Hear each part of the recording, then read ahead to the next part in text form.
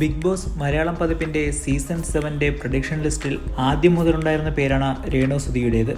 ഒടുവിൽ പ്രവചനങ്ങളെല്ലാം അർത്ഥവത്താക്കി അവർ ബിഗ് ബോസിലേക്ക് മത്സരാർത്ഥിയായി എത്തി. ബിഗ് ബോസിൽ രേണുവും മറ്റു താരങ്ങളും വാങ്ങുന്ന പ്രതിഫലത്തെക്കുറിച്ചുള്ള ചർച്ചകളും ഇപ്പോൾ സോഷ്യൽ മീഡിയയിൽ നടക്കുന്നുണ്ട്.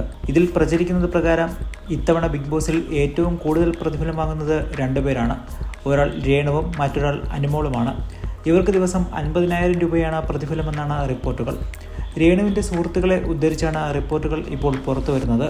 ബിഗ് ബോസ് ടീം രേണുവുമായി പലതവണ ചർച്ച നടത്തിയ ശേഷമാണ് താരം ഷോയിലേക്ക് എത്തിയതെന്നാണ് വിവരം. ആദ്യം രേണു ബിഗ് ബോസിൽ വരാൻ തയ്യാറായിരുന്നില്ല. പിന്നീട് നടത്തിയ ചർച്ചകൾക്കൊടുവിലാണ് രേണു സമ്മതം മൂളുന്നത്. ദിവസം 1 ലക്ഷം രൂപയാണ് രേണു ആദ്യം ആവശ്യപ്പെട്ടത്. ഒടുവിൽ 50,000 രൂപയിൽ ഉറപ്പിക്കുകയായിരുന്നു. റീൽസും ഷൂട്ടിങ്ങും മോഡലിങ്ങും ഉദ്ഘാടനങ്ങളുമായി തിരക്കിലായിരുന്നു രേണു സുധി.